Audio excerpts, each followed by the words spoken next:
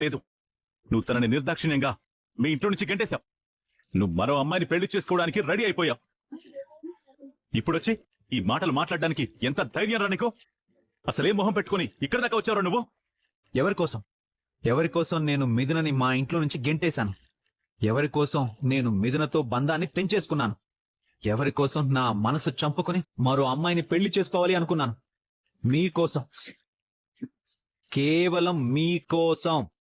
నా కూతుర్ని వదిలేరా అని మీరు ఎమోషనల్ గా నన్ను బ్లాక్మెయిల్ చేసి నాతో మీరు పెట్టించుకున్న ఒట్టు కోసం.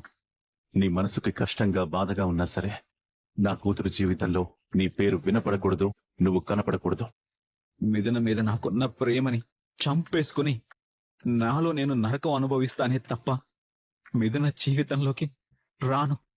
నా కారణంగా మీరందరూ బాధపడుతున్నారని, నా కారణంగా తన జీవితం నిజంగానే శూన్యం అవుతుందని, నా గుండెల్లో మిథున మీదున్న ప్రేమని బలవంతంగా చంపేసుకుని తన్ని నిర్దాక్షిణ్యంగా మా ఇంటి నుండి నా జీవితంలో నుంచి గెంటేశాను.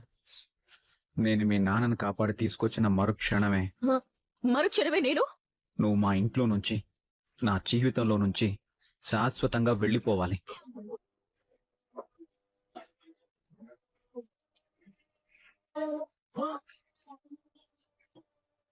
నేను మరో అమ్మాయిని పెళ్లి చేసుకుంటే ఆ కోపంతో తను కూడా వేరే పెళ్లి చేసుకుని తన లైఫ్ బాగుంటుందని, సంతోషంగా ఉంటుందని నాకిష్టం లేకపోయినా సరే మరో అమ్మాయిని పెళ్లి చేసుకోవాలనుకున్నాను. నేను భానుని పెళ్లి చేసుకుంటా. త్వరలోనే నాకు భానుకి పెళ్లి. కానీ నా మనసులో దాగి ఉన్న తన మీదున్న ప్రేమని వదిలేసుకోలేకపోయాను. తన్ని మా ఇంట్లో నుంచి పంపించేసి నేను ఎంత పెద్ద తప్పు చేశానో తెలుసుకున్నాను.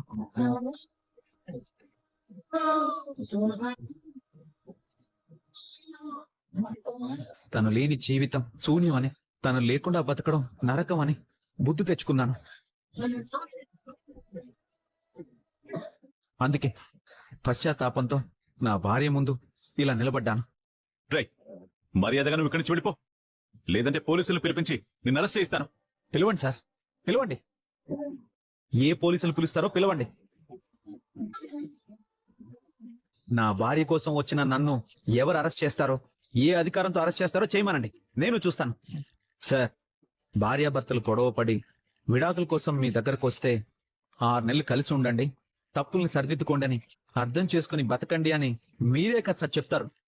మరి నా తప్పు నేను తెలుసుకుని నా భార్యతో నేను కలిసి బతకాలని వస్తే పోలీసులతో అరెస్ట్ చేయిస్తాను అంటారేంటి సార్? ఇదేం న్యాయం సార్?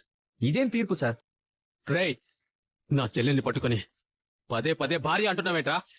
నీతో ఆ బంధాన్ని నా చెల్లెలు ఎప్పుడో తెంపేసుకుంది. నా చెల్లెలి దృష్టిలో నువ్వొక ముక్కు మొహం తెలియని అనామకుడివి. ఆ మాట తన్ని చెప్పమనండి. రేయ్, నా చెల్లెలు ఈ పెళ్లి కొప్పుకొని పెళ్లి పీటల మీద కూర్చుందంటే అదే కదరా అర్థం. మరి నువ్వు ఒక అనామకుడివని తను ఇంకా చెప్పాల్సిన అవసరం ఏంట్రా? నడోరా, నడో, మర్యాదగా ఇక్కడి నుంచి నడో. వెళ్తాను. కానీ నేను తన భర్తని కాదు అని మిథునని చెప్పానండి. ఒక్క మాట అయినా కూడా మాట్లాడకుండా ఇప్పుడే ఈ క్షణమే ఇక్కడి నుంచి వెళ్ళిపోతాను. చెప్పు మిథున, నేను నీ భర్తని కాదా? నువ్వు నా భార్యవు కాదా? నీకు నాకు ఎలాంటి అనుబంధం లేదా? చెప్పు మిథున. మిథునా, నువ్వు చెప్పుతో కొట్టినట్టు చెప్తే తప్ప వాడికి బుద్ధి చెల్లలేదు. చెప్పు మిథునా, ఈ రౌడీగాడికి నీకు ఎలాంటి సంబంధం లేదని వాడిని ఇక్కడి నుంచి వెళ్ళిపోమని చెప్పు మిథునా. మిథున, వీడేదో పెద్ద ప్లాన్తోనే వచ్చాడని అర్థమైంది. వాడి మాయ మాటల్ని గుడ్డిగా నమ్మకు. వాడి కన్నీళ్లను చూసి జాలి పడుకో. వాడి చేతిలో మళ్లీ మోసపోకు.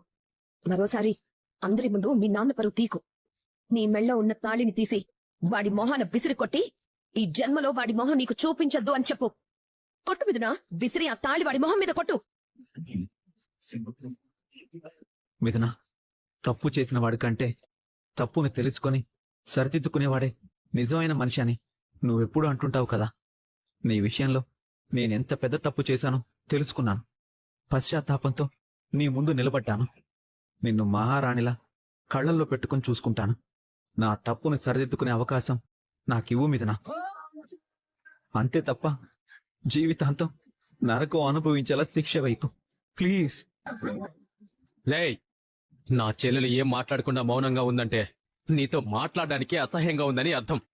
నీకు కావలసిన సమాధానం వచ్చింది కదా, ఇక బయలుదేరా.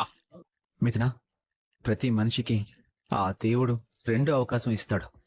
నిన్ను కోల్పోకుండా ఉండడానికి, నీతో కలిసి నిండు నూరేళ్లు బతకడానికి ఆ దేవుడు నాకిచ్చిన రెండో అవకాశం ఇది. ఈ రెండో అవకాశం నాకు దక్కేలా చేయి మిథున. నిన్ను బాధ పెట్టి నీతో కన్నీళ్లు పెట్టించినందుకు, నిన్ను నరకం అనుభవించేలా చేసినందుకు, నీకు సేవలు చేసి నిన్ను ప్రేమగా చూసుకుని నేను చేసిన తప్పుని సరిదిద్దుకుంటాను. ఒక్క ఛాన్స్ ఇవ్వు మిథున. ఇక్కడ దేవతలా పెట్టుకొని చూసుకుంటాను. ప్లీజ్ మిథున, ప్లీజ్. రే, నీ నటనని, నీ కన్నీళ్ళని తను నమ్మదు. నీ మాయ మాటలకి తను తరగదు.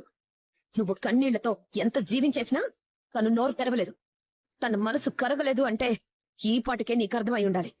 తను నిన్ను ఈ జన్మలో నమ్మదు, క్షమించదు అని. చేసిన ఓవర్ యాక్షన్ చాలు. నడువరా. కదలను. మిథున నోరు తెరిచి తన అభిప్రాయం చెప్పేంత వరకు ఇక్కడి నుంచి ఒక్క అడుగు కూడా కదలను. రేయ్, ఏయ్, నా ఒంటి మీద చేయి పడిందంటే నీ పరిస్థితి ఏంటన్నది నీ ఊహకే వదిలేస్తున్నాను. నేను నా భార్యతో మాట్లాడుతున్నాను. నేను నా భార్య తేల్చుకుంటాను.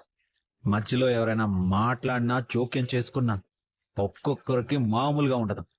మిథున, నా కన్నీళ్లు నిజం, నా పశ్చాత్తాపం నిజం, నీ మీద నాకున్న ప్రేమ అంతకంటే నిజం. నీ పెదాల మీద చిరునవ్వు తప్ప నీ కళ్ళల్లో కన్నీళ్లు రాకుండా నేను చూసుకుంటాను అన్నది ఇంకా నిజం. నిన్ను బాధ పెడితే ఆ క్షణమే నేను చచ్చినట్టు అని అన్నిటికంటే మించిన నిజం. ఈ ఒక్కసారికి నన్ను నమ్మి నాతో అడుగులు వేయి మిథున. నువ్వు మారిన దేవాన్ని చూస్తావు. నా దేవా ఎలా ఉండాలని నువ్వు కోరుకున్నావో అలాంటి దేవానే చూస్తావు. మిథున, అందరికీ దేవా నా భర్త, మేమిద్దరం భార్యాభర్తలం. చావు చివరి క్షణం వరకు కూడా కలిసే ఉంటాం, కలిసే ప్రాణాలు వదిలేస్తామని చెప్పి నాతో మన ఇంటికొచ్చే మిథున, ప్లీజ్. ఏంటి మిథున, నువ్వు నన్ను నమ్మట్లేదా? నా ప్రేమలో నీకు నిజాయితీ కనిపించట్లేదా? నా కళ్ళల్లో నీకు నిజం కనిపించట్లేదా? మిథున, చివరిసారిగా అడుగుతున్నాను, నన్ను నమ్మి నాతో మన ఇంటికి వస్తావా లేదా?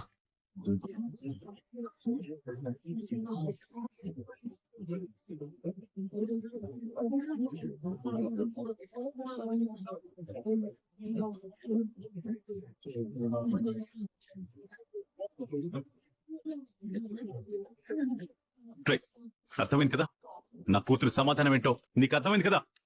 ఇంకొకసారి నా కూతురు జోలికొచ్చినా, ఈ జన్మలో నా కూతురు వైపు కన్నెత్తి చూసినా చంపేస్తాను. Get out. ఉరి శిక్ష పడిన వాడికి కూడా చివరి కోరిక ఏంటి అని అడుగుతారు. కానీ నువ్వు నాకు ఆ ఛాన్స్ కూడా ఇవ్వట్లేదు కదా మిథున. మిథున, నువ్వు నమ్మినా నమ్మకపోయినా ఒక్కటి మాత్రం నిజం, నా ఊపిరి ఉన్నంత వరకు నా జ్ఞాపకాల్లో నువ్వు ఉంటావు. నాలో అణువు నువ్వు ఉన్నావు.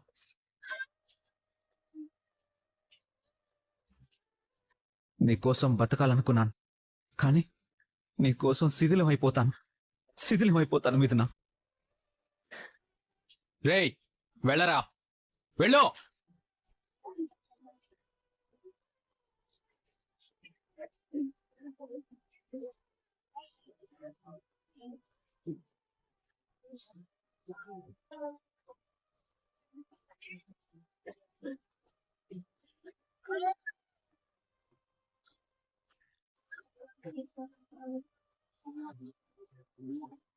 నన్ను చంపేయండి పర్లేదు, కానీ తను వదిలేయండి. తను ప్రాణాలతో క్షేమంగా ఉండాలి.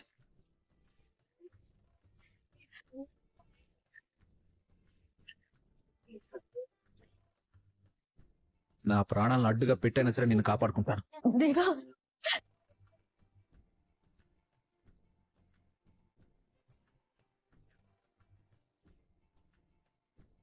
మిథున, నీకేం కాదు, బానే ఉన్నావుగా? చూసుకోవాలి కదా మిథున. అదృష్టం కొద్దీ నీకేం కాలేదు కాబట్టి సరిపోయింది. అదే నీకేమైనా అయి ఉంటే నేను బతకగలనా? దేవా, నాన్న, అందరూ నన్ను క్షమించండి. మాదే ఆ పార్వతీ పరమేశ్వర్లు ముడివేసిన బంధం. అందుకే దేవా నుంచి నేను దూరంగా వచ్చేసినా సరే ఏదో శక్తి నా మెళ్ళో నుంచి ఈ తాళిని తీయనివ్వకుండా నన్ను, నా మనసుని కట్టిపడేసింది. ఆ శక్తి దేవాలో వచ్చిన ఈ మార్పు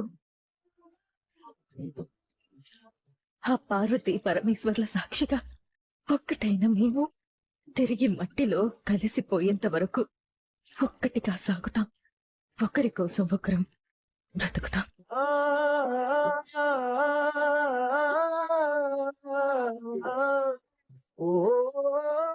దేవా నాకు ఆ దేవుడిచ్చిన భర్త. చావైనా బ్రతుకైనా నాకు నా భర్తతోనే.